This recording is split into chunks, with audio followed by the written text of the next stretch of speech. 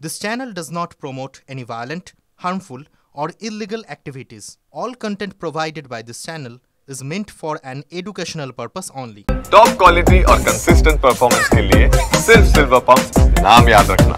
সোমবার শিবের বারে কার্যত তাণ্ডব করে দেখালো ভারতীয় সেনা, চিনার কর্পস এবং জম্মু কাশ্মীর পুলিশের যৌথ বাহিনী। তাদের গুলিতে খতম পহেলগাঁও হামলার মাস্টারমাইন্ড লস্করি তৈবা জঙ্গি সুলেমান শাহ ওরফে হাসিম মুসা সহ ৩ HVT বা হাই ভ্যালু টেররিস্ট। সূত্রের খবর, মুসা সহ অন্য জঙ্গিরা গভীর জঙ্গলে লুকিয়ে থাকতে সিদ্ধহস্ত। মুসা পাক সেনার স্পেশাল সার্ভিস গ্রুপে SSG ট্রেনিং প্রাপ্ত। শ্রীনগরের ডাচিগাম ন্যাশনাল পার্কের কাছে হারওয়ান এলাকায় তাঁবু খাটিয়ে লুকিয়েছিল জঙ্গিরা। লিদবাসে লুকিয়ে থাকাকালীন জঙ্গিদের কাছে কোনো GPS সেট ছিল না জঙ্গলের দিক নির্ণয়ের জন্য। ভারতীয় সেনার হাতে ধরা পড়ার ভয় কোনো মতে প্রাণ বাঁচিয়ে লুকিয়েছিল মুসারা। মুসা পাকিস্তানের প্রাক্তন প্যারা কমান্ডো হওয়ায় কোভার্ট অপারেশন ও আত্মগোপনে সিদ্ধহস্ত। কিন্তু ওই যে কথায় বলে না, ওস্তাদের মার শেষ রাতে। গত 11 জুলাই সেনা ইন্টেলিজেন্স একটি চীনা ডিভাইসকে ইন্টারসেপ্ট করে জঙ্গিদের উপস্থিতি সম্পর্কে নিশ্চিত হয়। ওই তথ্যের উপর নির্ভর করেই সোমবার অপারেশন মহাদেব শুরু করে সেনা, চীনা কর্পস ও জম্মু কাশ্মীরের পুলিশের যৌথ বাহিনী। সোমবার শিবের বারে সকাল 11টা থেকে শুরু হয় অপারেশন মহাদেব। নাম বাছাইয়ের ক্ষেত্রেও আবার ভারতীয় আবেগকে মর্যাদা দিল দেশের বীর সেনা। যেখানে এই অপারেশন চলছে সেটা শ্রীনগরের জাবরওয়ান পর্বতমালার মহাদেব শৃঙ্গর আশপাশের ঘন জঙ্গলে ঢাকা এলাকা। বছরের অর্ধেক সময় এই এলাকা পুরো বরফে ঢাকা থাকে। মহাদেব শৃঙ্গ এলাকায় জঙ্গি দমন অভিযান, তাই নাম অপারেশন মহাদেব।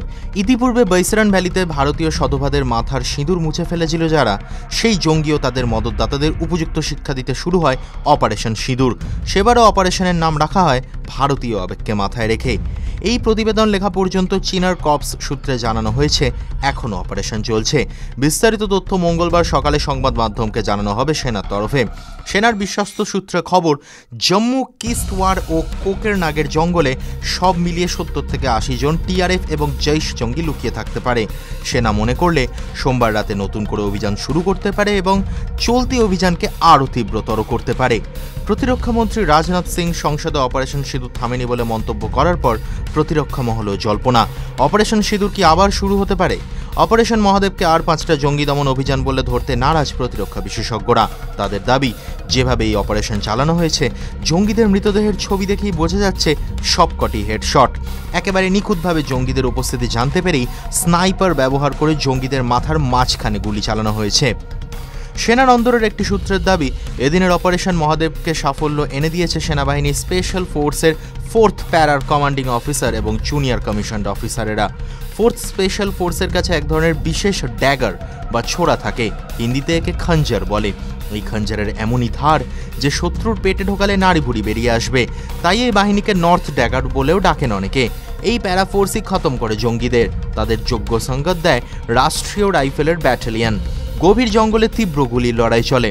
5 জন জঙ্গিকে ঘিরে ফেলে যৌথ বাহিনীর। এই জঙ্গিরা অমরনাথ যাত্রা পুণ্যার্থীদের ওপর হামলার ছক কষেছিল বলে সন্দেহ। তাদের নিকেশ করা গেছে।